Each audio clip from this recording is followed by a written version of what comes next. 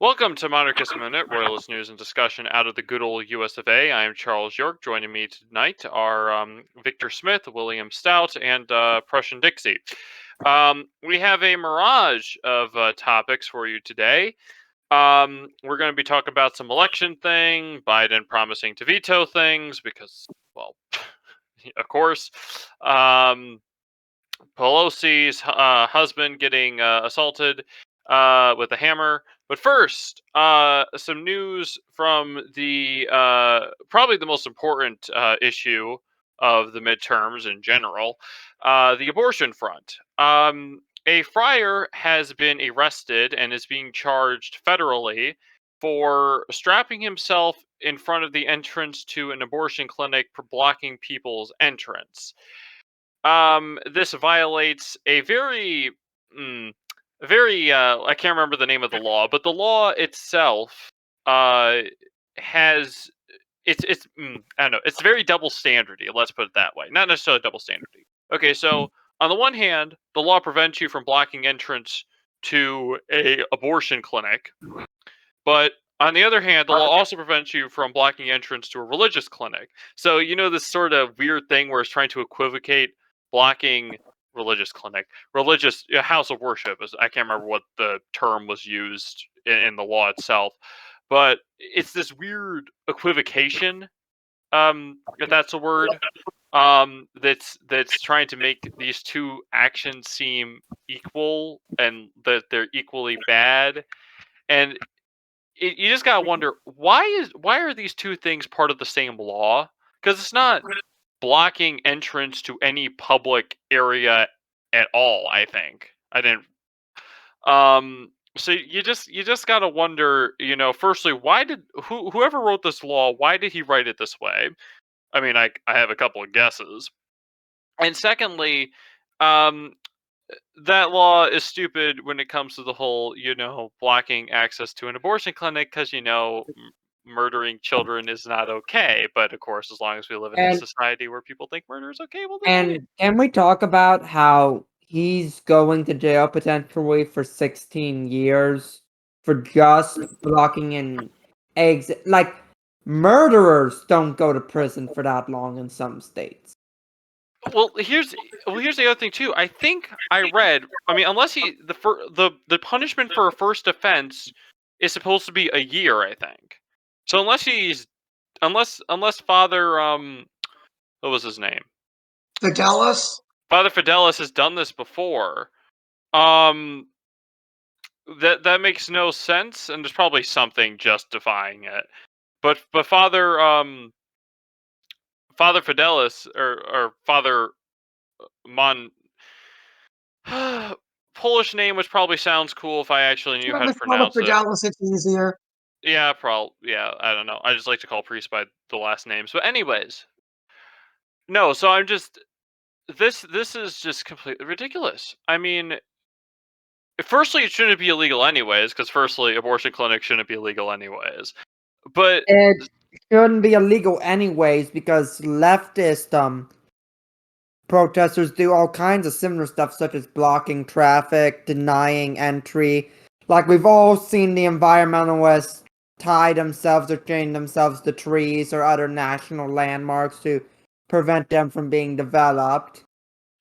So, why is this any different? In the UK, Just Stop Oil, which is I'm going to call them eco-terrorists. They invaded the field during a soccer game in May and basically glued themselves or taped themselves to the goalposts. I can't remember if it was during halftime or during the course of play, but regardless, they taped themselves to the goalposts and caused the game to be delayed because they had to get him off. They have also These are the same morons that tried to ruin a Van Gogh painting, right? yes. And they're why? because they think that protesting should make the general population as uncomfortable as possible so that they're forced to talk about what the people are protesting. All that would make you want to do is get every single art enthusiast to grab a suitably artsy looking rifle and line them up against a wall. I mean, you don't just go after priceless works of art. And no, I'm not saying we should line these people up against a wall. But no, I mean it's that okay, that tactic is stupid because I mean, yeah, you get the public's attention, but your first reaction is going to be these people are nuts. You know, it's not going to be very favorable. I mean, Whoever sat down and decided the modern state of protesting needed to involve protesters being as insufferable as humanly possible set protesting and activism in the Western world back centuries. yeah, I mean, it used to be you just waited till it got almost dark. Then everyone went home because you know it was dark out. But then some guy just had to invent street lamps for the fun to go on all night, and then you just started throwing rocks at the. There were no police back then. You just had the army, and then the army would shoot at you. It was a fun old time, and now you know we have getting innocent bystanders caught up in the middle of it. Ugh. And of course, there is a Volkswagen factory where employees are, I wish I was kidding. They glued themselves to the floor. I don't know. You have all these examples, and a friar is going to be could potentially be sentenced to jail for 16 years doing, for trying to prevent, you know, child murder. I mean, that's just ridiculous. I mean, remember, guys. Pennsylvania is ran by the cult of Moloch. That's what you need to remember. No, it's no. I mean, it's just I we're not dealing, and I think I've already said this at a previous time, but we're not dealing, you know, with people who want to change the taxes slightly or whatever. You can't be civil with these people in the way you used to. And I'm not saying go out there and shoot them, but just you got to remember that this is not a friendly election of, oh, may the better man win. This is something where you should pull out all the stops, any legal method at your disposal to try to make the other opponent look as bad, the other political side look as bad as possible, so your average normie centrist will vote for the right person. Well, the right person, the lesser of two evils person. Because yeah, just drop the pretense that that democracy is worth the current democratic structure is worth it at this point. I'm sorry. I mean, we could talk about whether or not democracy should be involved, but the current system has absolutely no value whatsoever other than being used as a tool to gain power so we don't have Hey, child Charles, murder. can I ask you something? Can I ask you something? Okay. How would you feel if a bunch of pro abort activists taped themselves to the doors, all of the doors of your parish and all of the other parishes within your diocese so that you literally could not get in to attend Mass this Sunday? Push them out of the way. I mean, I don't. I mean, You there's can't push them no, out no, the no. way, they Hold on. themselves. This is a false equivalency. Okay, it's the same two actions. Strapping yourselves to the door to block entry, but but the friar is blocking entry to a place where you murder people, and the hypothetical pro-abort activist are blocking entry to a place where a priest will be celebrating the most august sacrifice of the mass. These are not in any way. I mean, it's like saying, what would it be like saying? It would be akin to saying, well, this guy shot I this I dude. have heard people describe abortion as the sort of inversion, I suppose, would be a good word for it. Inversion of what? Um, of the sacrament of baptism or something, which is Yeah, why I brought that up.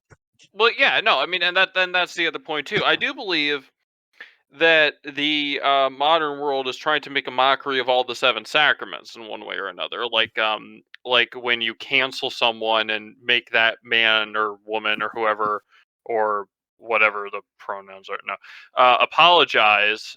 That's a mockery of the sacrament of confession, because there's no actual absolution, and in many cases, the individual in question may not have done anything wrong. Um, but the but no, I do think that abortion is a mockery of the sacrament of baptism, because rather than being born to new life, you're just being killed. Um, it's so I think but at the same time, though, a bunch of pro-abortion activists strap themselves to the door of my parish. Um, I mean, you call the police first and foremost. Let the police let the policemen do their jobs. But if for whatever reason the police But you department see, isn't, Warren, they're peaceful. They are engaging in the same peaceful protest thing Father Fidelis it's not was the no doing. no no no. Legally speaking, it is the same. But Oh, there is a difference. Okay, the secular law, is wrong, plain and simple, to equivocate blocking entrance to, say, a Catholic church to blocking entrance to an abortion clinic. The law itself is wrong. And police officers who are in a difficult position, because a policeman has to uphold the law, but a, a policeman has to uphold the law, but at the same time, he also, I think, has a moral obligation to uphold the actual law. But either way, the fact remains is that what is the issue here, and this gets back to the whole separation of church and state thing, is that the law itself is wrong. Okay, blocking entrance to an abortion clinic really shouldn't be a crime, because the abortion clinic shouldn't be there in the first place. But blocking entrance to a Catholic church, or anything else, or any other institution of religious worship, should be a crime no matter what, unless of course the building's on fire and you're trying to prevent like a random guy from waltzing in and suffocating to death, unless that guy's actually trying to go in and help and get something out. But no, I mean, the law itself is wrong. So to try to have this equivalency of, oh, a pro-abortion activist, okay, yeah, the pro-abortion activist deserves to be arrested. And I'm going to cut myself short here after the sentence. The pro-abortion activist deserves to be arrested. Friar Fidelis. Fidelis, Father Fidelis, does not deserve to be arrested. Okay, Father Fidelis was doing. These are two different. I said I would cut myself short, so I will cut myself short. Okay, working on my chill. Okay, I'll let someone else talk now. Okay, I am going to, first of all, and I hope that our this part's going to get cut out entirely because I'm going to apologize to the live audience for mistakenly calling Charles by a different name. Now we're going to get to the part that's Well, going to be in the YouTube video. actually, I mean, it's fine if you call me by my name accidentally. I'm not gonna worry about it. But Okay, let's get back to this issue here, because people, if you say, and my opinion on this issue is notwithstanding here, if you're going to say that one, that the pro-abort activist should be arrested for blocking the doors of the Catholic parish, and say that Father Fidelis should not be arrested for blocking the doors to a Planned Parenthood, that is treating, according to the law, two similar things very differently.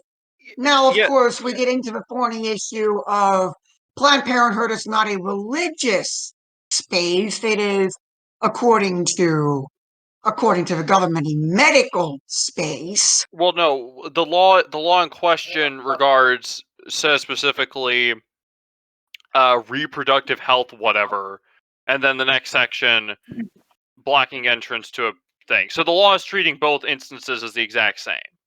Blocking access to a place of worship and blocking access to a reproductive health.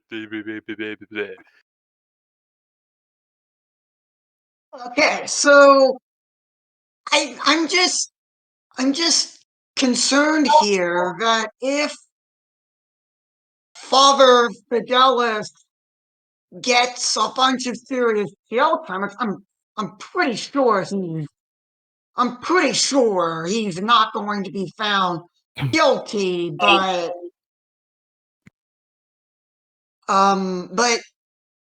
he's just that it's all I'll say is that abortion is an issue in this election, and that if you haven't voted yet, please go vote. We'll be discussing election issues later on in the show. Well, I mean, I don't know. I mean, all I'll say finally, to wrap my final opinion on the topic before letting someone else do it, is that this is why a secular framework for government shouldn't exist. Because the fact that legally speaking they can be equivocated shows that the law itself is bad, and any police officer who, I guess, feels morally able to do so should only enforce the part of the law that actually makes sense, and then just ignore the part of the law that doesn't. And you say, well, that's not how it should work, and the law should be the same for.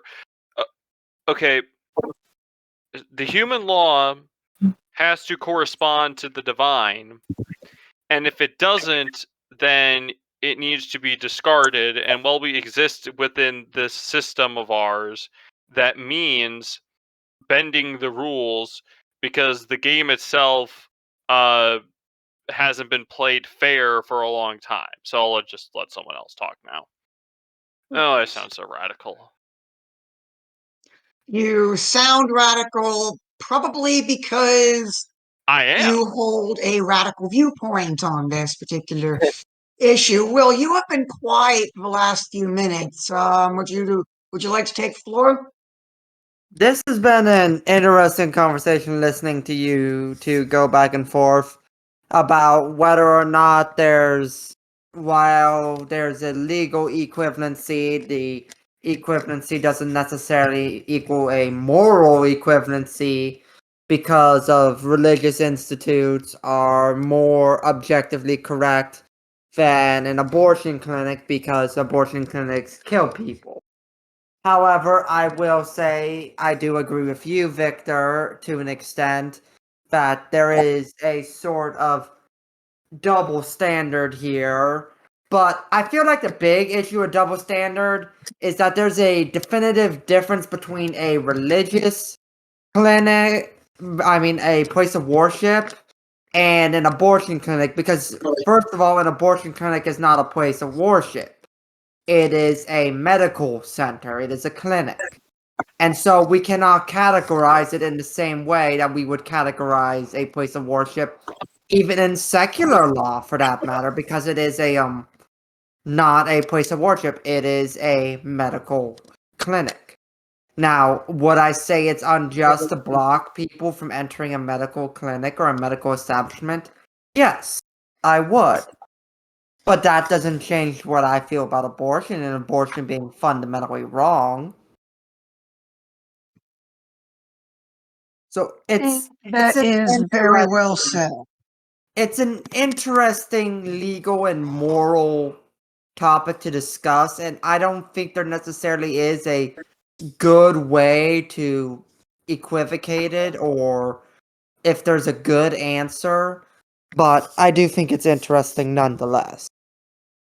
Yes, it is an incredibly interesting topic of discussion, one which we can get into later. I think we have more important things on the docket for the rest of the evening if there's Well, no does objection. Prussian have anything to say? I don't have anything to say right now. Okay, so Speaking of more pressing matters, where is Darth been these past few episodes? Because I feel like there could have been a very intellectual moment just I there. don't think there could have been an intellectual moment. I think we should move on, personally. I think Alright. that'd be best.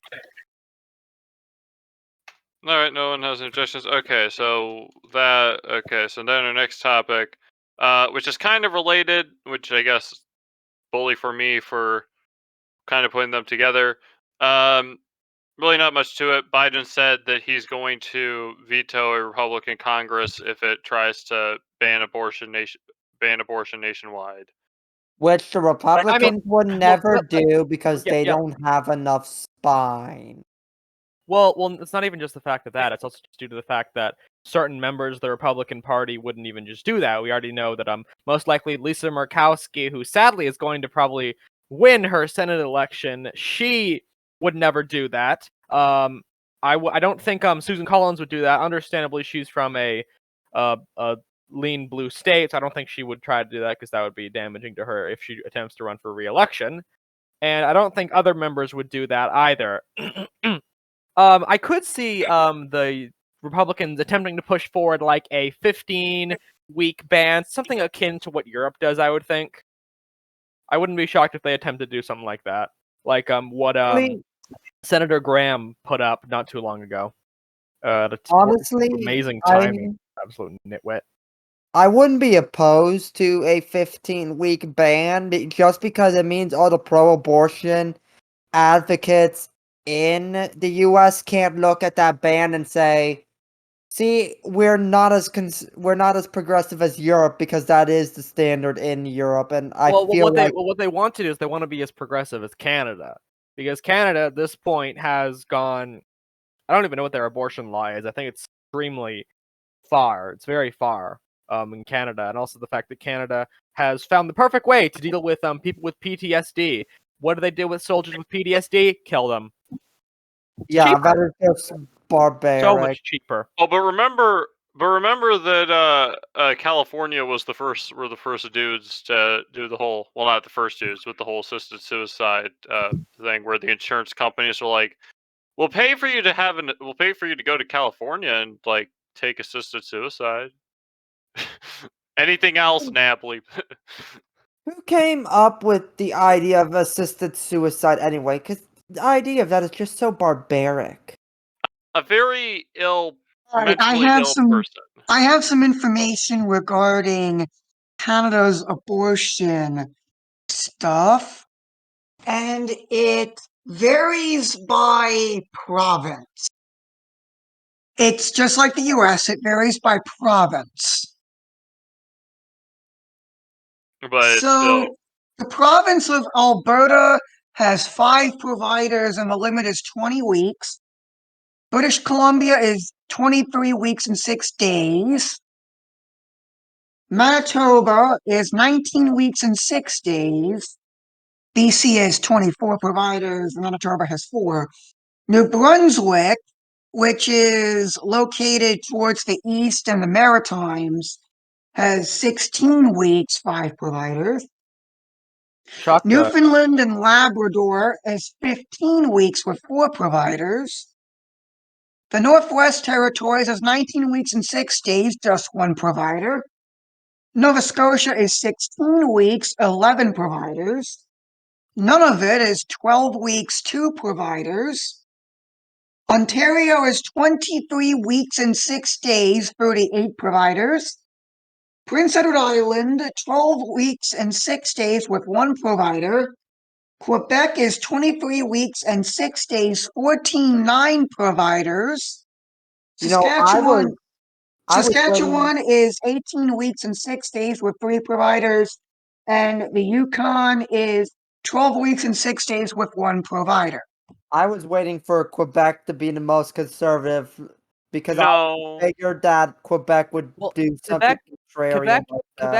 Quebec is in an extremely weird position within the rest of Canada because Quebec is mostly socially right wing, although they are extremely anti-immigration. In fact, they have a whole separate immigration system, or not system, but they have much more extensive and strict immigration compared to the rest of Canada, where you have Prime Minister Trudeau saying we are a multicultural nation. The Quebecois basically just say, they're not allowed here, and he's like, okay.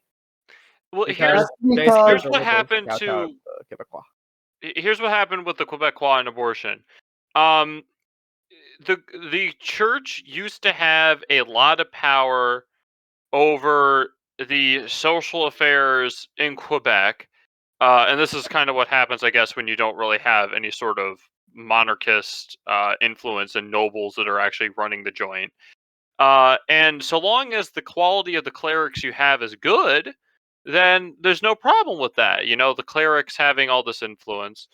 But then you had this generation of clerics, and it was actually, I think it was Trudeau's dad, Trudeau Senior, who said who basically went to Pierre bishops. Elliott Trudeau, Yeah, who went to the bishops and said, "Hey, we want to bring abortion in Quebec. Would you like oppose us on that?" And the bishop would say, "Oh no, that's not our place. Even though we're supposed to do everything within our power to prevent it.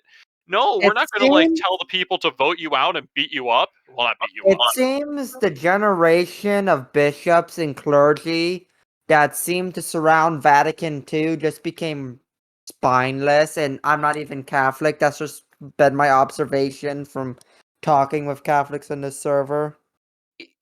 I mean, you can't make Honestly, I generalized. still don't 100% understand what the deal with Vatican II was and what it actually did. That's probably not That is a topic for another video. Yeah, well, not something for right here, right now. But I will say that it's not an all-encompassing issue. But I can't really comprehend to try to sum up. So I won't. But fortunately, the younger generation of priests seems to have more of a spine, so that's great. Father Zoomer is gonna become Bishop Zoomer 60 years from now and fix everything. Well, not fix everything, but you know. Anyways, trying to imagine like the priests who are like all the young priests in my diocese, like them as like bishops. Well, 50 years from now, this a is priest lost in we're getting a little bit off topic here. I thought you were gonna say we're getting a little bit ahead of ourselves by 50 years, but yeah, we're getting a little off topic here. Let's I don't know. Does anyone else have anything to say about the Biden veto? I don't think anyone has anything to say. I mean, we No. didn't really cover it that much. Okay, so we want to move to everyone's favorite topic. Well, it begins with an E. Yes, the elections. That's kind of important because that's literally coming up in less than a week and a half. That is right, Russian Dixie. Yes, Election day sir. is coming up on Tuesday, November 8th. We will be live on YouTube. Live! It's so exciting. I can't wait. Although I will say that I will be late because I am working the polls for my local polling station. So I will be making sure people I'll be making sure people cast their ballots correctly, and if they don't, well, I can't stop them because it's their right to not cast correctly. But you can Well, follow them home and slash the tires and slash all their tires in the middle of the night, right? Well, I don't know where they live. Well, no, that's what the whole follow them home. Well, Yeah, I you mean, do. I You mean, have to well, have they all access would have. to their I mean, addresses. they all would have. Oh, that is. I mean, I don't really have a reason to do that. I mean, I don't really care. And plus, Wasting your well, time. here. Well, let me get to the election. So I use. we will be, sorry, I just want to finish our billboard here. We will be live from 7 p.m. Eastern right here on our YouTube channel. We will be those that We will be going over live coverage as the election results as they come in. We will have our own map of filling in the House seats and Senate seats as well as the governorships. We hope to see you there. Come And if on. you don't come here, we'll beat you up. Come on, Mike DeWine. You can do it. You think Mike DeWine is gonna win? You Yes, think I Mike do. DeWine? Let me finish. You think he's gonna win when? I mean, he only has an 18.8 lead. Like that's anything. I just hope my cousin loses. Yeah, probably he will. It's a Republican here. He'll probably lose. But No, so my cousin's a yes, Democrat. yes. I know. Please, let me finish this. Sakes. You wouldn't mind just cut that out when you get to it, Charles. Okay, I have a lot of stuff to cut out, and you guys don't make it easy on me. Well, Sorry. well, sometimes we just like to see. Okay, Sorry, you know I'm what? Now, sorry, I'm Prussian, sorry. no one, everyone, shush. Let Prussian talk. Let him do the spiel because he's Okay. been feeling. I feel like I've been neglecting it. Okay. Okay. Well, since we have we have a lot of elections for this year, many important ones, including the Senate, because the current Senate, as it stands, is split 50-50 with Vice President Kamala Harris as the tiebreaker. And all the Republicans need to do is flip a single seat, and the Democrats just need to hold on to their seats. But even current polling does not show a good sign for Democrats. We will begin with Pennsylvania. We all love Pennsylvania, don't we? No comment. Oh, all right then. For those of you who haven't seen the Pennsylvania Senate debate, I did. It was hard to watch, quite honestly, because of the fact that as is well known, John Fetterman suffered a stroke the day before the primaries. And due to this, he has been having he's been called into question his current mental state and how capable he would be as a U.S. senator. And the debate really did not help him. The first poll that came out after the debate had Dr. Oz up by 3 points, when Dr. Oz had been trailing behind Fetterman, usually 2 to 3 points.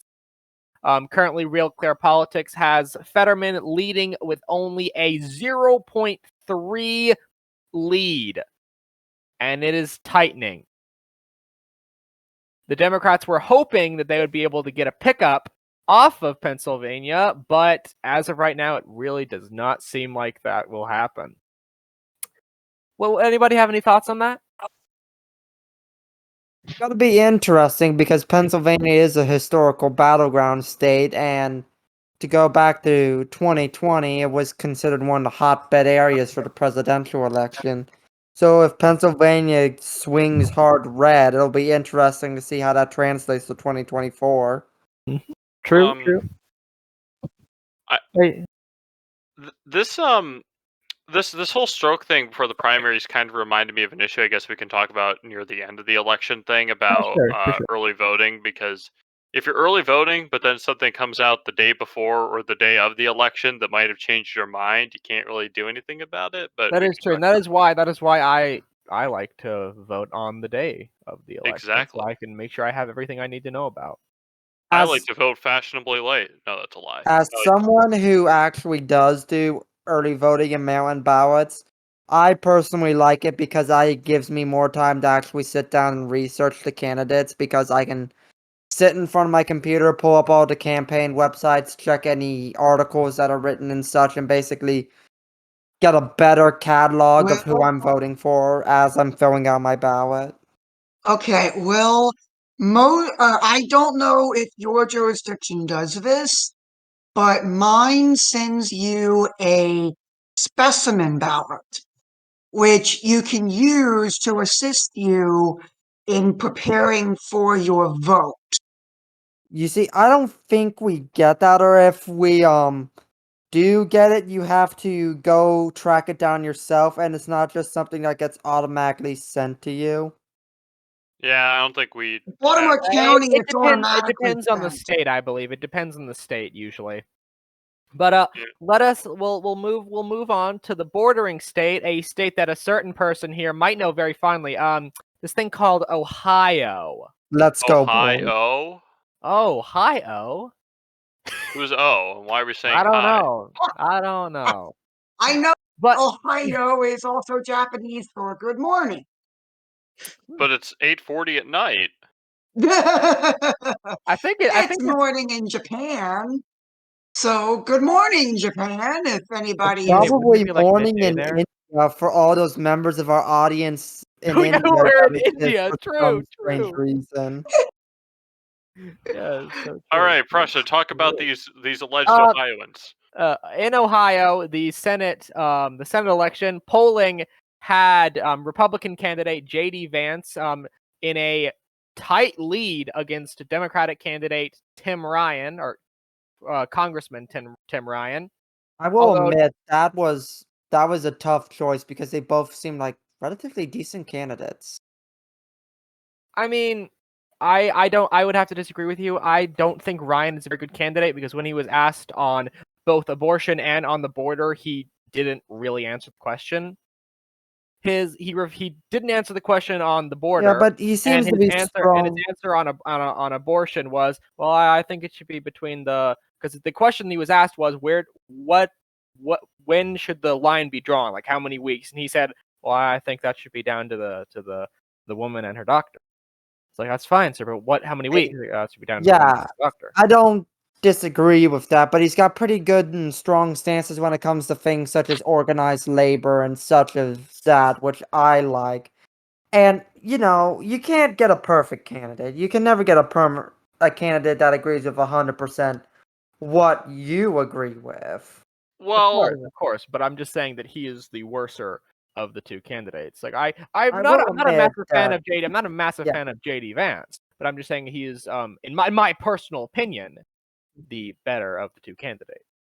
honestly, I was skeptical of JD Vance at first too, but I ended up voting for him. My big thing with JD Vance is when he first started, the only thing that really was said about him that had meat to it was that he got endorsed by Donald Trump. And honestly, this is just my opinion, but if you're running solely on who your endorsements come from, you have no business running at all. I mean, I will say that abortion being probably the most important thing, even if a candidate in basically every other respect is worse, if he is a pro-life candidate as defined by the church, I would probably have to vote for the pro-life candidate, even if his policy is we must give everyone free ice cream sandwiches every day and everyone must eat three. What is that a bad thing though? Is that a bad thing though? I mean, I would just think he's in the pocket of big ice cream, to be honest. Of course, he's in the pocket of the big ice cream. Yes, he's scooping it himself, being scooped up in it all. Well, let's move on. Let's move on. Yeah, let's move on. The state of Wisconsin was another Democratic hopeful pickup. Polling had the Democratic candidate and Lieutenant Governor Mandela Barnes leading against Republican incumbent Senator Ron Johnson, but polling has begun to worsen for Lieutenant Governor Barnes, and currently Senator Johnson has a 3-point lead against him. To the great state of North Carolina, Representative Theodore Budd is running against former Chief Justice of the North Carolina Supreme Court, Sherry Beasley. And although I was not able to see the debate because I can't find it anywhere, Budd has widened his lead against Beasley, going from a mere 1-point lead in September to now a 4.5 lead against Sherry Beasley. In the state of Georgia, another tight swing state in which the Republicans are hoping to get a pickup here, the scandal-prone Herschel Walker, who has been laden with multiple sex scandals and abortion scandals, but not to say that his opponent Raphael Warnock has not been laden with a few different scandals himself, the quote-unquote preacher that he is. Currently, polling has Walker about 1.5 points above Senator Warnock.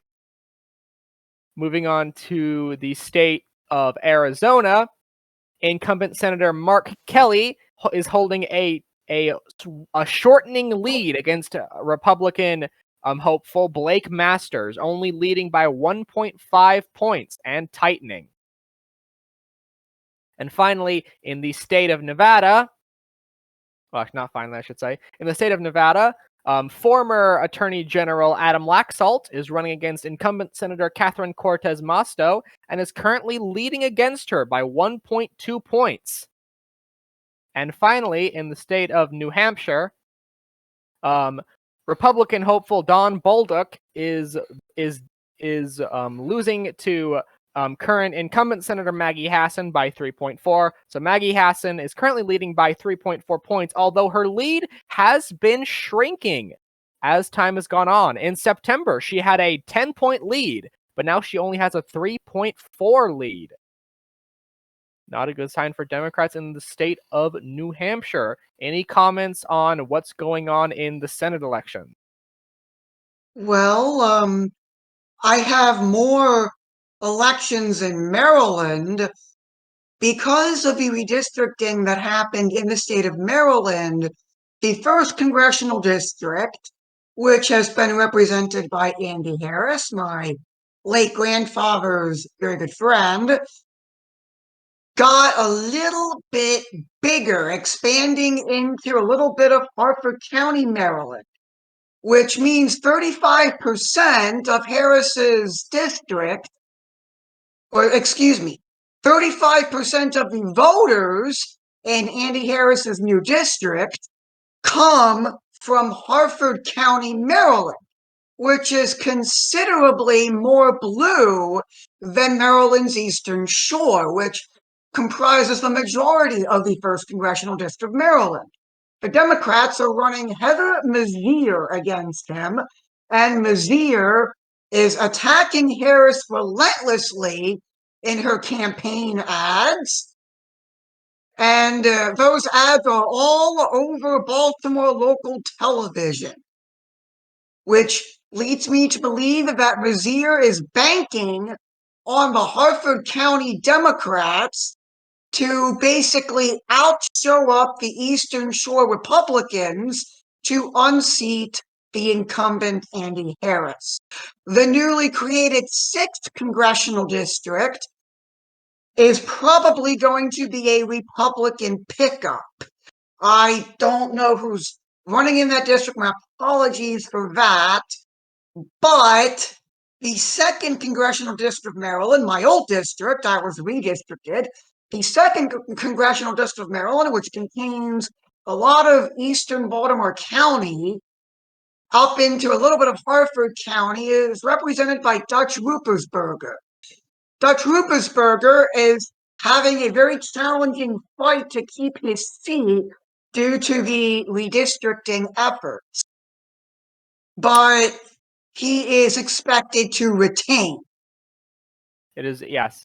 It's very likely that he will be able to keep his seat, although it is not as blue as it had been, but it is likely that he will be able to keep his seat. Now, let's say we move on to the governor races, because there's multiple governor races and a possibility for a lot of flips and pickups. Already they have. Yeah, can we start with Maryland? Because Yes, I was just I was talking about to say that so far, two pickups are very likely. The Democrats will pick up Massachusetts and Maryland. We go on to you, Victor. Right. And in Maryland, in a shocking upset, which isn't all that shocking once you look into it, Dan Cox upset, I believe her name was Kathy Zaliga, in the Republican primary. In the Republican primary. Cox was bolstered by Maryland Democrats who took out ads claiming that Cox was too conservative for Maryland during the primary, enticing the Maryland Republican primary voters to go out and vote for Cox, giving Democrat candidate who turned out to be Wes Moore, who would be the first Black governor of Maryland should he be elected, an easier path to the election. Now, Cox has promised to fine all facilities which have a vaccine mandate. Pression, I think I put the tweet in podcast chat if you would scroll up and look for it while I'm talking here. Dan Cox is has the endorsement of Donald Trump. Larry Hogan has come out and said that he will not vote for Dan Cox in the general election. He endorsed Kathy Zaliga, Cox's opponent in the primary. And to referring back to the tweet, Dan Cox stated on Twitter, "I will ban and fine any government or corporate entity which forces either a COVID vaccine or mask. My opponent mandates an experimental COVID vaccine to get into his events and has promised to force mandates as he decides with the CDC." And Wes Moore, in all of his campaign ads, it's interesting. Wes Moore, by the way, Dan Cox isn't doing any television advertising as of press time, but Wes Moore, none of his advertisements on television tell you what he's going to do. Moore was a Rhodes Scholar. He was in the military, and he lost his father when he was very young. And he was in prison at 11 years old, according to his campaign ad. It's very interesting. So, and yeah, currently, polling currently has Wes Moore roughly 28 points ahead of Dan Cox. So a very easy victory which is for the unsurprising. Democrats in the state of Maryland. Although there is one possible upset that could occur in the the election, and that is in the state of New York. Incumbent Governor Kathy Hochul, who took over after former Governor Cuomo resigned due to a scandal, is currently only at roughly a 50 points in the polling averages right now. She is underperforming a lot, and there is a possibility that she could be unseated by Republican candidate Lee Zeldin. When during the debate, she stated to Republican Representative Lee Zeldin, "I don't understand why you're so concerned about locking up prisoners or about putting criminals in prison." During the debate, she stated that. The voices and the sound effects you make are slowly becoming my new favorite part of doing this podcast. I just need to let you know that. Oh, fine. But quite shocking that her response is that. I don't understand why you're so concerned about putting criminals in prison. Any comments? Now, that comment, to me, would be disqualifying. I'm serious. Disqualifying. As in, I would vote for her opponent, no matter who it was. Yeah. Well, currently polling still has her leading, though there is a possibility that she could lose her re-election. Well, it's not technically a re-election because she wasn't elected in the first place. True. We'll move down south to the state of Pennsylvania, where incumbent Attorney General Josh Shapiro is running against Republican candidate Doug Mastriano. Currently, Shapiro has a roughly 7-point lead against Mastriano. Now, go on. Is this Shapiro happen to be of any relation to Ben Shapiro by any chance? No.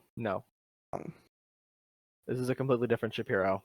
This one's a I was Democrat. just curious. But Josh Shapiro currently has a roughly 7-point lead against Republican candidate Doug Mastriano in the governor race. Now, this race, you could really make the opinion that Republicans really dropped the ball on this race, especially since Republicans have not poured even close to the amount of money they've been pouring into other tight governor races. The Republicans could have very easily picked off the state of Pennsylvania, but they really dropped the ball with not funding Doug Mastriano. I think the Republicans after 2020 might be making the mistake that Pennsylvania is too deep blue, and so not to waste the resources, but really it's a wasted opportunity. Well, yes, but the problem is they were pouring money into Dr. Oz, who is now beginning to win in the polls. So it was really just the fact that they just didn't want to help Mastriano. Even though they could have, although there is still a chance that Mastriano could win. It is very unlikely, as he is currently polling at 42.3%, and Shapiro is polling at 49%. Right. That's not to say that he won't win, but it's extremely unlikely that he will win. And the Democrats really knocked it out of the park with their Josh Shapiro nomination. Shapiro investigated the Catholic Church, the Catholic Church in Pennsylvania, for abuse cases, and he was the Attorney General that did that investigation. And that will probably be, if not fresh in voters' minds, I think Shapiro will be reminding the voters that he investigated the Catholic Church and the sex abuse crisis in Pennsylvania. Yes. We can now move on to the state of Michigan, if Charles is here. Hello. Yes, Charles. I'm filling out my ballot right now. Well, not really. I'm filling out who I need to vote for. Yeah. If you are in Michigan, go to Right to Life Michigan endorsements. It's very helpful. Oh, sorry. I'll let you talk. Yeah. In the state of Michigan, originally polling in August had Gretchen Whitmer at a 17.6 lead against Republican candidate Tudor Dixon. And one of the interesting things is that Tudor Dixon wasn't even the original frontrunner for the Republican candidacy.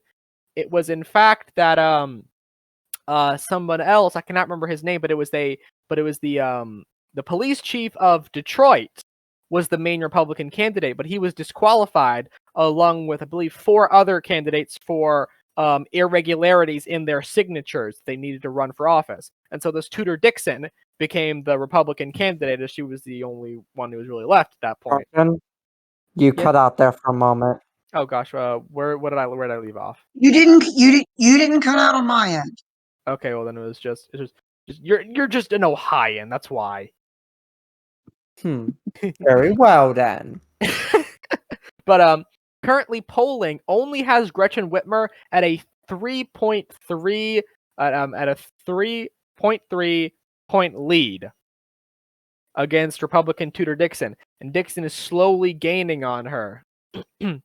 Michigan flipping would be big. That would be an upset. It could be or it could not. I don't think it's gonna happen. I hope it does. I mean, I'm certainly gonna be voting for Dixon, but the all the ads, I'm not seeing nearly as many. I don't think the Republicans are even bothering as much. I'm not seeing nearly as many ads for Dixon or really anyone in my area as I am seeing for like either smearing Dixon or being pro Whitmer. And all the advertisements are like, are you in favor of abortion in cases of rape and incest? It's like, I am not. It's like, oh, shock, horror of horrors. No, but it's Well, it currently, Real Clear Politics, using their readjusted model, which uses the polling underestimates from the 2016-2020 elections, currently has Dixon winning by I roughly hope half a point. Dixon flip Michigan. It's please. certainly possible. There's a much better chance of Michigan flipping than Pennsylvania or New York. Although it's shocking that New York might actually flip. Not to toot my state's own horn, but can we talk about the Ohio governor?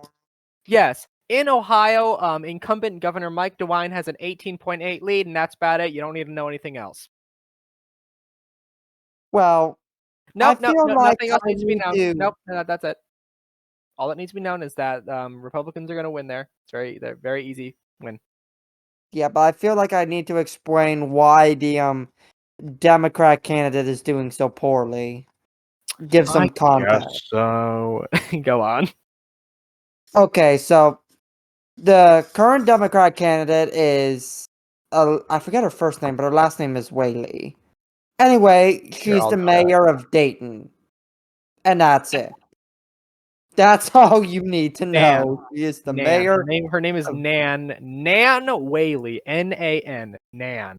And she is the mayor of Dayton. And if you're from Ohio, you know that's all you need to know. For those of you who aren't from Ohio, Dayton is a very, very rough town in the state of Ohio.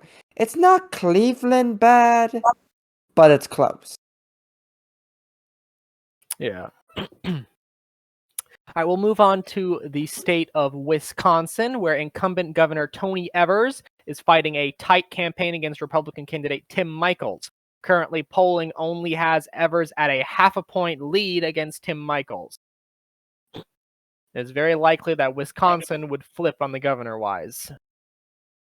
We'll move on to the state of Minnesota, where originally it was believed that Democratic incumbent Governor Tim Walz would easily win re-election, although polling has begun to slowly move towards Scott Jensen, the Republican candidate.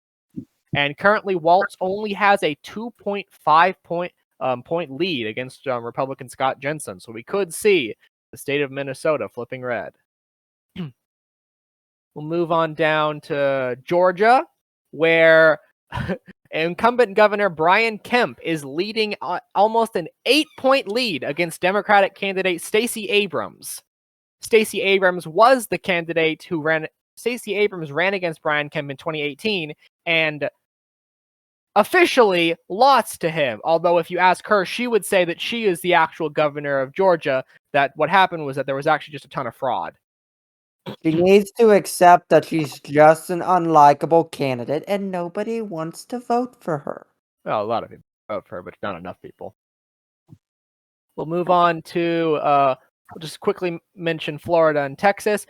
Incumbent Governor Ron DeSantis is running against former governor and former Republican Charlie Kirst, who is a Democrat now, and he is currently leading by 11 points. So it is highly likely that he will win his re-election. Governor Greg Abbott is running against former representative and former Senate candidate Beto O'Rourke. Real name, what is his real name again? It's like Charles Francis. Yeah, his real name is Charles Francis. Robert. Robert Francis. Robert. Robert Francis. Yeah, but he goes by Beto. I guess he tries to be cool. But currently, Greg Abbott is currently at an 8.3 lead against Beto O'Rourke. And Beto is very well known for when he was on the debate stage for the Republican, or not for the Democratic presidential candidate, he stated, "Yes, we're going to take your guns." Right, do and you- of course, in this avid election, anti-gun candidate. How do you get Was- Beto from Robert? That's my because he lives in El Paso, and El Paso is a very Hispanic large area. Hispanic community. So Robert is just shortened to Beto. It's a little different from Ted Cruz. He goes by Ted, I believe, because he chose that. His real name is Rafael Cruz. We should probably mention that just for the record. I don't. He's named after his father, who I believe was one of the Castro people that helped to put Castro in power. Is that right? I don't believe so. I thought he was anti-Castro. Oh, okay. Well, anyway, Rafael Cruz Sr. was a Cuban Yeah, he was a Cuban who person. immigrated to the. Yes. We will move on to the state of Oklahoma, which has begun to take a rather tight turn as Democratic candidate Joy. Oh gosh, I might butcher this. I'm sorry. Joy Behar? No. Joy Hoffmeister. Joy Hoffmeister is running against incumbent Governor Kevin Stitt. Currently, Kevin Stitt is falling in the polls against Hoffmeyer, and there's a possibility that he could lose his reelection. Now, the thing about Joy Hoffmeister is that she was a former Republican who flipped Democrat and is probably one of the only people who could actually win the governorship in state Oklahoma. So She's is there run- any... Sorry for cutting you off. Is there any reason that he's falling in the polls? I was about to say that. The main issue right now in the state of Oklahoma is corruption in the state government, and she's basically like the anti-corruption candidate. So that's one of the main reasons she is winning, right? She is doing so well is because of the major anti-corruption push. It's not really having to do with anything with abortion or the economy or anything like that. It's mostly about corruption in the state of Oklahoma, which, yeah, I didn't know it existed either, but yeah.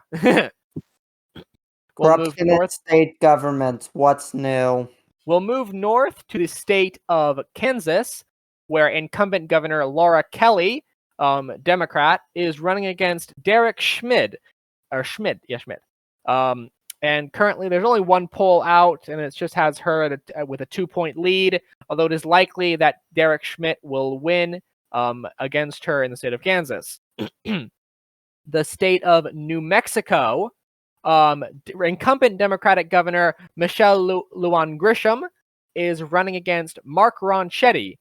Now, most polls have her winning by roughly 8 points, but one thing about her is that she usually she is somewhat overestimated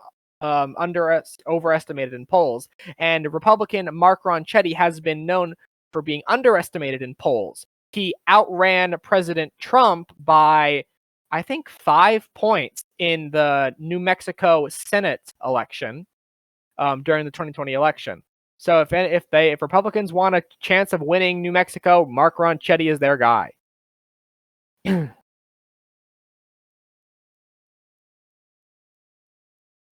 Okay, and we'll move on to the state of Arizona, where Republican candidate Carrie Lake is running against Katie Hobbs. Carrie Lake has been an outspoken Republican and Trump supporter,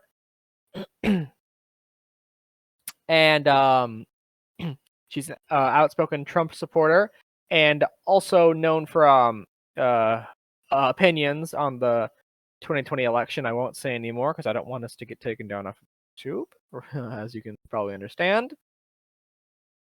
Nothing shady happened during the 2020 election. Shush. We don't want to YouTube, take down- please don't ban us. YouTube! Please forgive me for that outburst. I will be careful next time. Moving on to the state of Nevada. Incumbent You governor. forgot to mention the Fox 10. Oh, do you want me to mention that? Yeah, I we can. can go ahead and mention that. Well, the in the state of Arizona, the Carrie Lake campaign has made their own spoof election results in which they declared how many days till the election? Like 10 days before the election, has declared that 10 days before the election, Katie Hobbs, the Democratic candidate, has already won the state of Arizona. Ain't that funny? Okay. Onto the state of Nevada, where incumbent Governor Steven Sisolak is fighting a hard campaign against Republican candidate Joe Lombardo, who is the police chief of Clark County. And for those of you who don't know, Clark County is where Las Vegas is, which is where basically everyone in the entire state lives.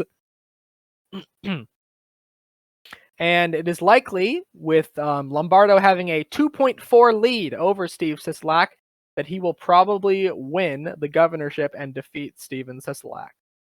And finally, we'll move on to the last governorship. This one, which is quite a bit of an upset, the Oregon governor race. Now, for those of you who don't know, Oregon has not had a Republican win the governor election for over 40 years. For 40 years. Democrats have been in control or have won the elections for 40 years in the state of Oregon for the governorship. And currently, Republican candidate, I can't remember her first name, but her last name is Drazen. She is currently leading by 1.7 points against her Democratic candidate, Kotek, and independent candidate, Miss Johnson. If a Republican wins Oregon, Portland is going to flip out. It is quite likely that this is due to the fact that the independent candidate, Betsy Johnson, is running, and she's a bit of a center-left candidate, and her running as an independent is possibly damaging the Democrats' chances of holding the state. But one of the interesting things about this election is that in the state of Oregon, their governorship election, the three main candidates are all women. That's a first.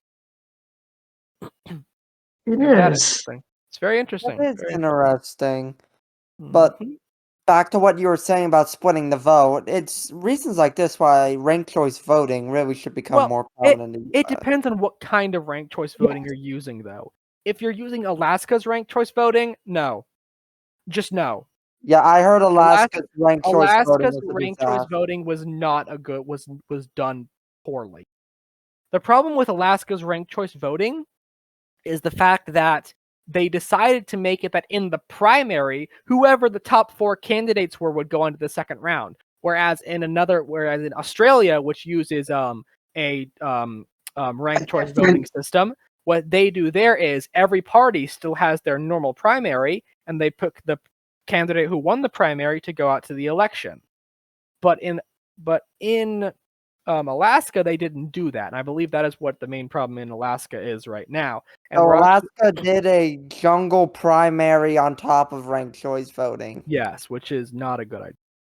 Yeah, that was not a brilliant idea. It really And was. because of a jungle primary, you have two Republicans running against each other. I'll here. Let me go back to the Senate map, and I'll mention that actually. Yeah.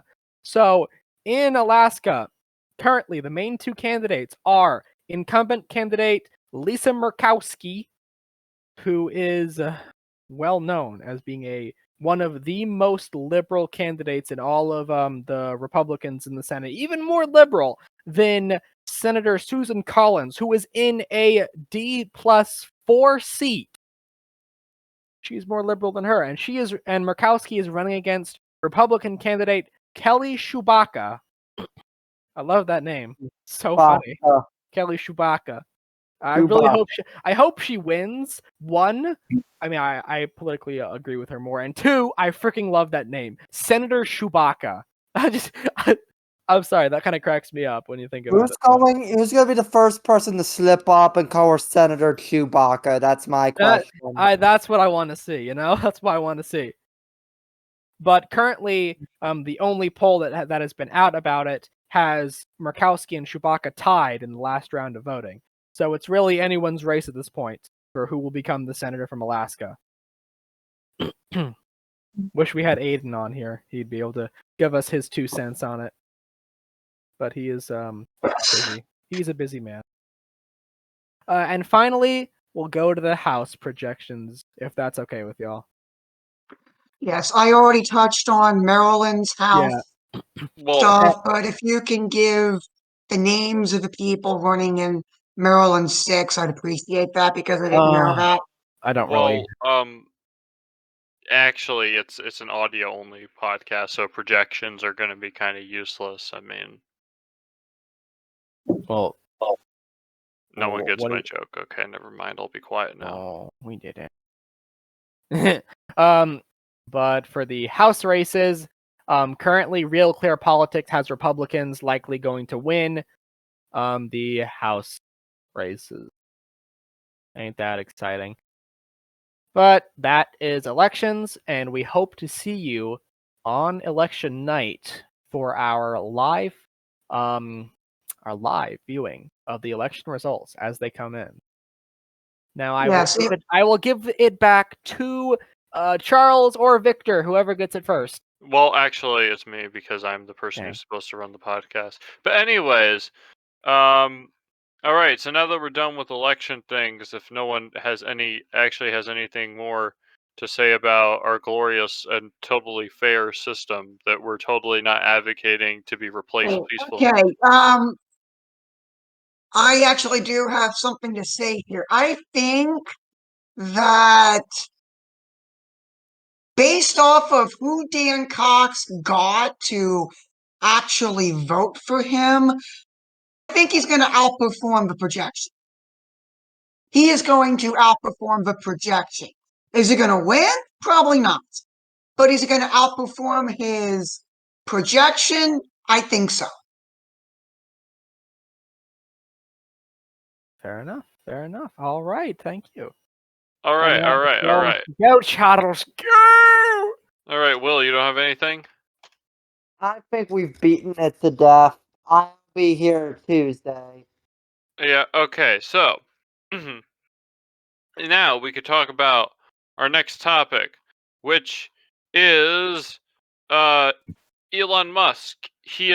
I know we've talked about Elon Musk a lot, but now he has finally done it. He now owns Twitter. Will is now free to say whatever he wants, no matter the cost. He can yell, he can shout, he can do all the things he's wanted to do but couldn't, and now he can do whatever unless all those things. He confided in me that he wanted to do totally that I'm not making up. Wait a second, that's not true because whatever I do on Twitter, I inevitably get yelled at about in the committee chat. I know, I still need to yell at you later. Anyways. Wait, I wasn't sure at the time, but really, now that I think about it, nothing, but I'm sure I can look back and think of something. I'm not as much of the benevolent dictator as I should be when it comes to governing the Twitter. You're usually more busy running the Gab anyway. Yeah. It's like Twitter for neocons. But anyway. Which makes it somehow both better and worse. I can confidently say that this is true.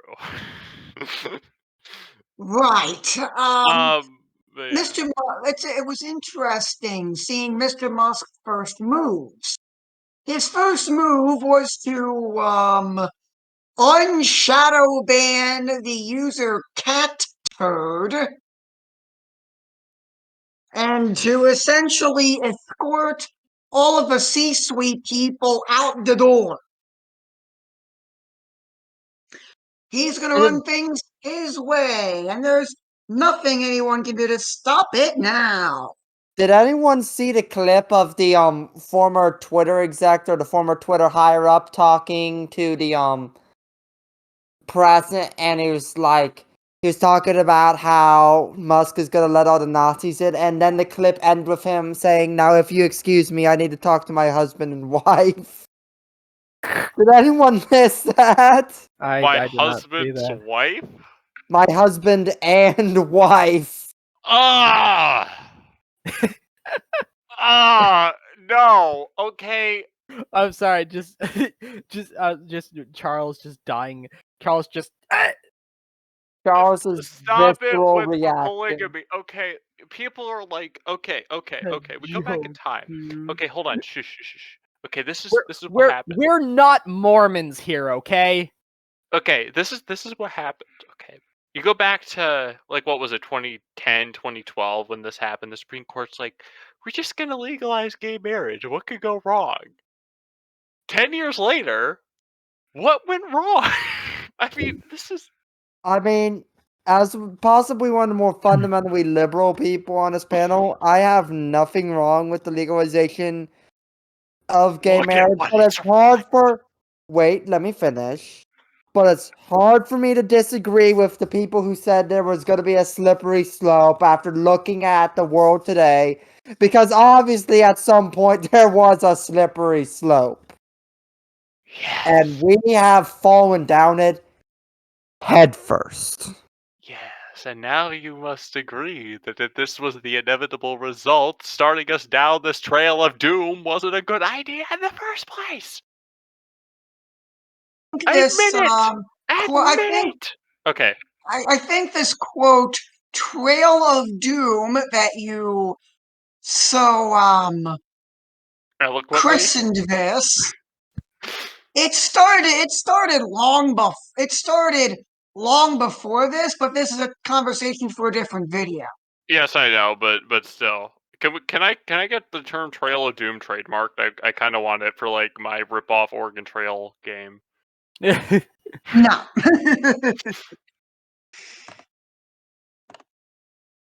Okay. Let's see. What other things can we talk about Musk buying Twitter about? When is he going to unban Donald Trump so we could get more of Gloria's voice?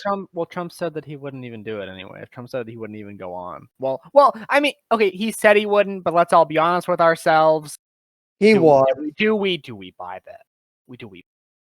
It's Yeah, Trump honestly, his ego is as big as the city of New York itself. then again, he made his own Twitter alternative, so that might be supplying his ego for the fact that he did go ahead and make his own social media. Which, I mean, nobody really talks about his tweets on his whatever would be the equivalent of Truth Social. Yeah, I know, I'm saying hear like the, people don't make like the same. He doesn't like nobody talks about what he says in there though. Oh, you want to hear the funniest thing about Truth Social? What? That despite Donald Trump claiming that Truth Social promotes free speech, he's banned multiple people for talking about the January 6th committee meetings, even if they were in support of him on Truth Social. He's basically banned people from just mentioning them. I mean, the January 6th commission has kind of failed anyways. Like nobody even cares about I it. know, but it's still kind of I funny. know. and I'm just saying. hypocritical. I'm just saying that at this point, nobody actually gives a darn I mean, about what people are saying. my opinion right now about the 2020 election in general is it doesn't matter. It's not going to undo the fact that Biden is president and he's been president the past 2 years. Regardless of whichever way you put it. January 6th is so long ago. I remember when it was going on, I was kind of freaking out, but in hindsight, I was kind of dumb to be worried. But also, I do have a question for everyone who thinks it was a Trump-backed coup. It wasn't okay. It wasn't a coup. The FBI already proved that. Okay, I'm just saying.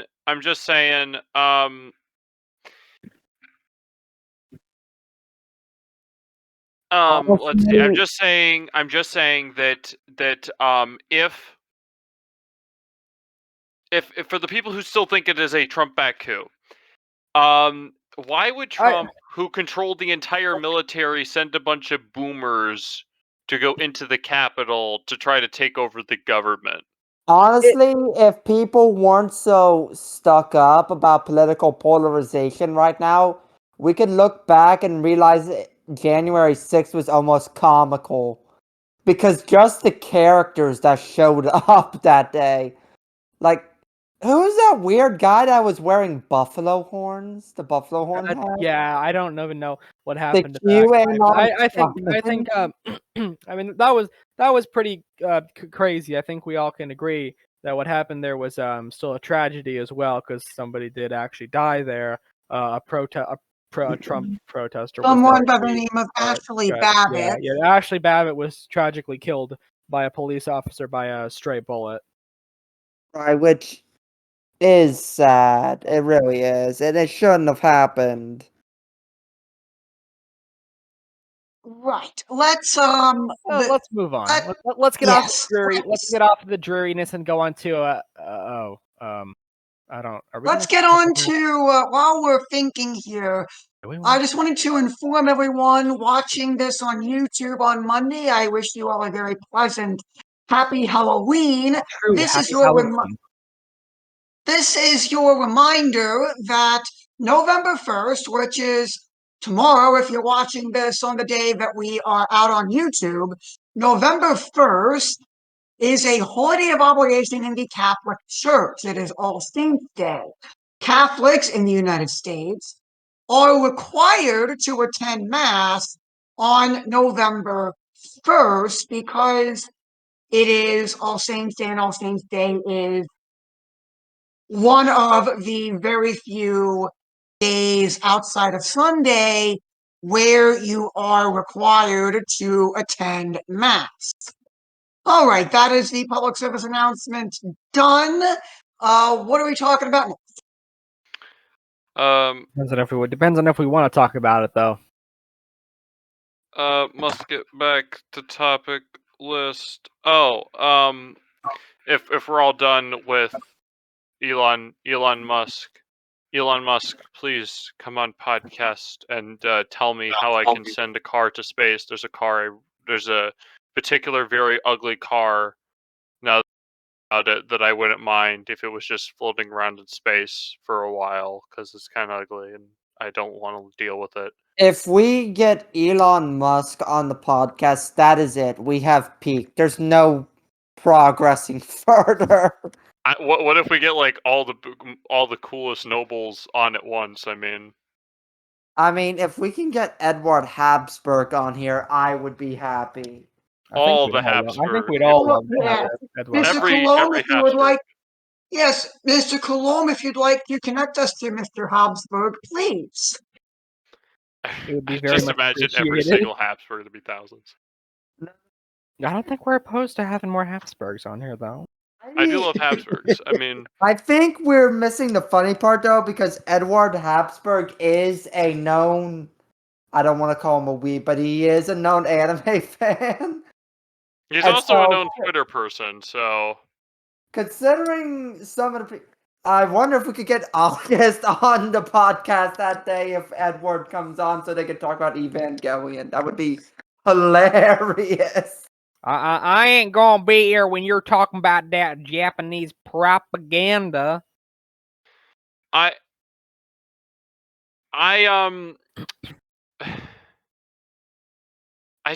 I never got into anime. I mean, I'm sure there are good ones. I mean, there are. I will admit there are some. It's not that.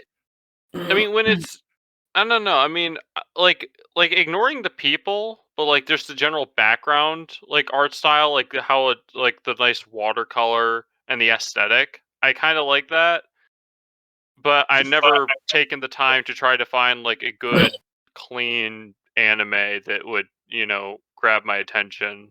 Like, What do you mean by clean? you know what I mean. I know. I just wanted to. I wanted to clarify because I did want to assume, but I kind of knew what you meant. And yeah, I will admit there is a problem because the Japanese standards for when it comes to crude humor are definitely different than the American standard. Yeah. All But right.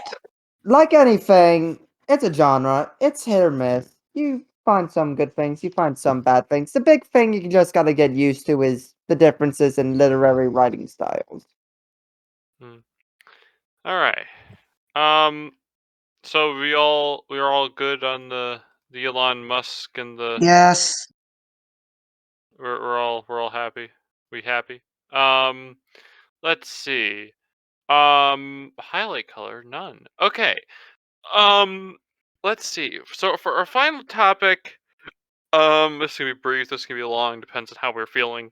Uh, Nancy Pelosi's husband, Mr. Pelosi. What's his first name? I'm sorry. Oh, Paul. Paul Pelosi has been assaulted by with a hammer and wait. In by a hammer? I think you meant assaulted. assaulted with a hammer. I'm sorry. And that's about all I can remember off the top of my head. I know the police have the name of a suspect, but I don't know what his motivation was. I know apparently he was allegedly asking, "Where's Nancy? Where's Nancy?" Um, so I'm going to make an inference that this is political. Um, but I can't confirm nor deny that. I'm sure someone will pull that up, but Thoughts and prayers go out to the Speaker of the House, Nancy D'Alessandro Pelosi, her husband, and their family on this, I believe, tragic day. Though it is good that Mr. Pelosi will be making a full recovery, or is expected to make a full recovery in the hospital. I believe they had to do surgery on him earlier today at the time of recording. And I don't think I need to be the person to say this, but just to remind everyone, in no way, shape, or form is political violence in any way acceptable. Is And not in acceptable. no way, shape, or form is attacking someone in their home acceptable. Out of anywhere, someone's home is supposed to be safe. Someone's home is supposed to be sacred. You If you're in Ireland and your name is, I believe, Dean Carey, he was a 17-year-old whose house was broken into. He stabbed the assailant, I think is the best word to use, in the stomach with a knife and killed him when the assailant came into his bedroom, also with the victim's mother in it. And and by victim I mean Mr. Carey. Mr. Carey stabbed the invader, killed him, and a judge found him guilty of excessive force and sent him to prison. cringe. Like, you know, I hate to use the word cringe, but that is just horrible. If someone breaks into your house, you have every right in the world to defend yourself, and then that includes killing them. That is reasonable force. yeah, I mean, you don't know what if you can't. I mean, even if the robber comes in wearing a T-shirt that has scribbled on it, "I'm not going to physically hurt you." You don't know that. You don't know if this guy um is just gonna push you aside, tie you up with duct tape, or like stab you if you don't get in the corner instantly. You don't know that. And when it comes to protecting yourself, and especially your mother or a wife or children or siblings or anyone else, you have a right to defend those people. Um, and yeah, I mean, ideally the robber wouldn't have been killed, but that's like saying, oh, the cop should have just aimed for the leg. Well, firstly, the leg of a moving guy is kind of hard to hit. Secondly, there's an artery there anyways, apparently, and I don't know for sure because I'm not a doctor, but apparently you hit that artery, he also dies. So whatever. You don't just you say you make the best of what you can. If you have a gun, a robber comes in, aim center mass. You'll say, "Oh, I'll aim for the hand to knock his crowbar out of his hand or something." Something like on the Lone Ranger. No, just Don't aim for the head, because I've heard of a lot of people that had to go through a lot of legal trouble because they aimed for the head, and with the short distance in their house, somebody argued that they were shot execution style. So yeah, aim for center mass. yeah. No, like even if, and I'm not particularly good with a handgun. I am the first to admit it. I'm pretty lousy when it comes to it. I need to have more time practicing. Although it's not my handgun, and I legally can't own a handgun for a while. I can shoot a handgun if I can borrow. I can, if I'm with someone at the range, I can shoot his handgun, but I can't own a handgun until I'm 21 because anyways, um, because gun laws are dumb as a general rule. But anyways, no, even if you are good, um, at it in the moment, you're probably not thinking, rational. You're probably not like as, I guess, concentrated or collected as you would be at a range. So you just gotta aim center mass. Because you don't want to miss. Especially if there are other people in the house. You just. Uh... Anyways, what does this have to do with Nancy Pelosi? Where was Nancy Pelosi at the time? Pelosi, the wife, was in Washington, D.C.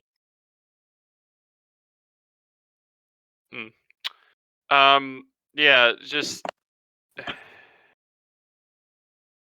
And I'm not going to use this. I don't know how old is Mr. Pelosi? He's in his 80s, right?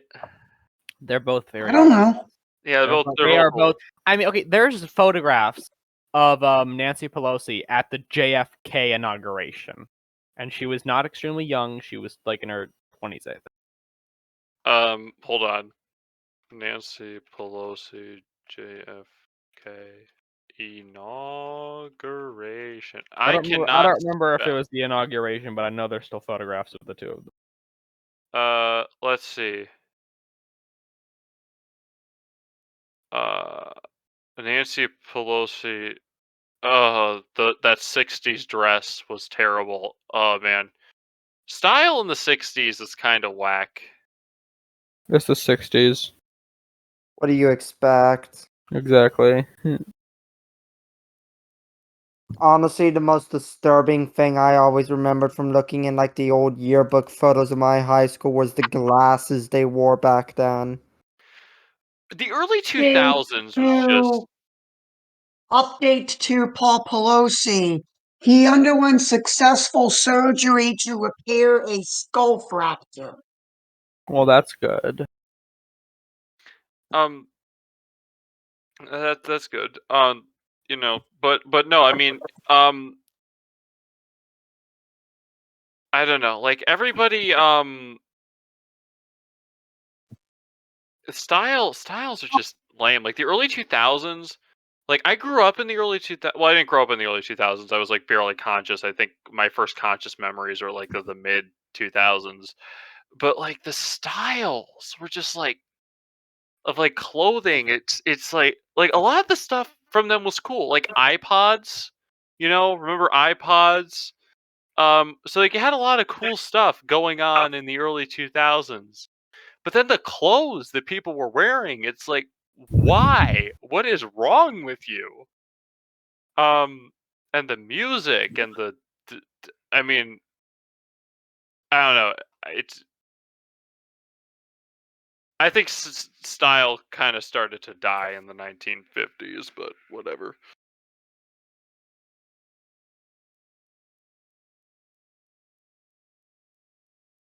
the 60s were a very weird time, full of free love and hippies and all that other really bad stuff, cultural revolution, etc., etc. The time Let's period that brought us John Lennon and Yoko Ono. imagine all the. No. By Sony the owns that song. I love that one, Freedom Tunes. It was the start of the pandemic, and it's like, let's sing a song about how there shouldn't be any countries, and then they start singing the first lyric, "Imagine no possessions," and then the government or something says, "Can't." Sony owns that song. Yes. Yes. intellectual property self-owning itself. I mean, look. We can imagine no possessions. That doesn't mean we're going to advocate for no possessions. Remember, the song is just imagine no possessions. He's not saying don't. He's not implying that he's going to give up his possessions. I don't know. I don't know. Let's circle back to. Well, actually, let's talk about fashion. Let's talk about fashion. Because somebody brought up in a conference text chat that the Victorian era had the best fashion. And I want to see what everybody on the panel thinks was the best decade or era with regards to fashion I and would definitely dress. I would definitely say late Victorian era, early turn of the century. My big issue with like high Victorian fashion is like all the extra excessive clothing, like big puffy dresses and all the overcoats and stuff. Like I like stylish, yes, and I liked all the hats, but I wanted it slimmer, more professional, not as over the top and overly formal. Um, I I mean I like Victorian. I think maybe Victorian was sort of the last era where you had the like a distinction. I don't know. I think it was the Victorian period where this actually did start to slip away though, but the aristocratic class, the nobility, should really have its own style of dress for itself, and not just military uniforms. And then I guess the bourgeois and the merchants and everyone should have their own thing, which would be suits and ties, I guess. And then the working class has its own, obviously dignified Sunday clothes, but obviously working class clothes for hard labor. I will Um, tell you what, hats will never be the same again. The hat culture back in the day. everyone hats. You could not Actually, escape there are. hats. And there were If you so if many you if different you really want hat styles of culture, hats. if you really want hat culture, Will, watch the Kentucky Derby or watch the Royal Ascot. I don't know. Replace All what we I wish lost. is I could get away. I wish I could get away with wearing a bowler hat or a top hat in the 21st century, but that's not Bro, happening. If you wait, go to hold the on, if hold on, you hold on, ever hold on, if hold on. you Will, have you okay not seen the photos I've sent you of me meeting politicians? Yes, Yes, but I always wear the we top hat. we are not the norm. You of all people should understand We that. gotta make it the norm. Gotta start wearing it. Make everyone else start conforming. That's how you do it. Social pressure. right, and if you ever attend the Royal Ascot, if you go to the Royal Enclosure, you have to basically wear the whole Monty, the whole nine, waistcoat, top hat, etc. Like in the Victorian period, and it's incredibly expensive. Um, It's expensive to get a ticket to the Royal Enclosure. It's more of an expense if you don't have the Royal Ascot, basically coattails and top hat and waistcoat and special bow tie or in whatever color you want, special pants. Now, one thing I do like from older fashion was the idea of an overcoat. like in old military dress or like even in old casual and business wear, the idea of like that long suit jacket or coat. I do like that. I miss old officers' uniforms. From like from the good old days back when the officers, because it's so weird to see like an American officer, and he look, and there's like this one picture of a whole bunch of like European and a Japanese officer, and this American officer was there too, and he just looks like he fits the part. When you imagine like the American soldier, and I think this was at the time when the American soldier's uniform, we were having those like khaki shirts that we were going to invade Cuba with, because to help out the Freemasons and stuff.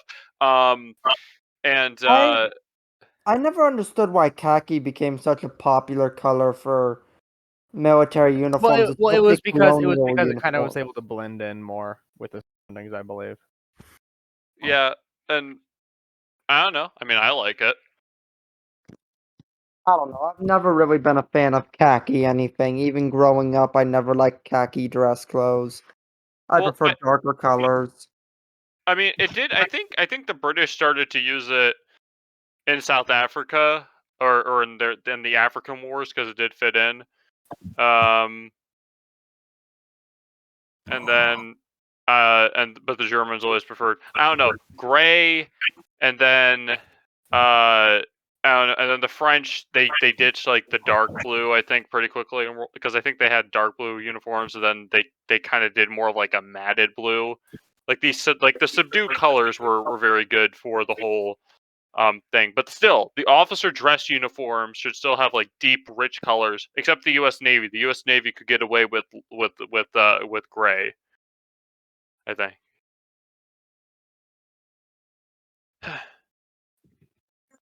All right. Dumb. Yeah, let's get off military uniforms. Um, I don't know. I haven't really got anything else. So I've All right, let's wrap it up here. if no one else has any objections, I don't object. I Preston, you object. object? you Oh, I object. Preston object. objects. I don't have anything to say, but I object. Why do you Invalid, object? overruled. Unless No, you have, no, no. unless you have something. I object. I object to this entire premise of everything here. That's what I object to. I object to you, Charles. I All object right. specifically. All Overruled. right. Order. You can't Order in the court. overrule me, sir. You have been Okay. overruled. You have been disbarred. You have been sentenced to change your profile picture for 5 seconds and change it back. You have been I'm sentenced. not doing that. You can't make me either. I'm not changing my PFP until it's around Christmas time. Then I will Hey. change it to my Christmas one. But until Here. then, I will not change mine. Here, I can help us reach a compromise. No compromise. Just like that. Oh, you can't do that. That's my job. Okay. Well, anyways, so we're all. Dang, you're just stealing his job. What the heck? Well, that's just rude. That's just Yeah. rude. Don't Now I'm gonna don't do it do to that, you. okay? No, actually, I'm not. For Anyways, those of you who don't know, he just shoved me out of the VC. yeah, or off the stage. Boo, get off the stage. Okay, so but we're all good now. We're all happy. I think so. All right. All right. If you would like to join us live for Monarchist Minute, you can join our Discord link in the description below. If you would like to see Will's rantings on our newly liberated Twitter, well, not that it was particularly oppressed in particular, but particularly, you can I do say that. what I want, I fear no man, and even though that gets me in trouble sometimes. Yes. So you can see that in the description below. If you want to go to Twitter, but for neocons and shaded green with a frog instead of a cute little burb, you can go to our Gab in the description below. We have a website. We have a Facebook page. We have an Instagram that I need to start doing stuff since John's abandoned that. And then we may have something else, but I don't care. Anyways, so now we will conclude in prayer, in the name of the Father, and of the Son, and of the Holy Ghost. Amen. Our Father, who art in heaven, hallowed be thy name. Thy kingdom come, thy will be done on earth as it is in heaven. Give us this day our daily bread, and forgive us our trespasses, as we forgive our trespasses against us. And lead us not into temptation, but deliver us from evil. And we also pray that for Mrs. Pelosi, that Mr. Pelosi will recover, and that they will both fear and serve the Lord, and we all pray that we will fear and serve the Lord in all things. All right. Until next week, may God bless you, and may God bless the United States of America. In the name of the Father, and of the Son, and of the Holy Ghost. Amen.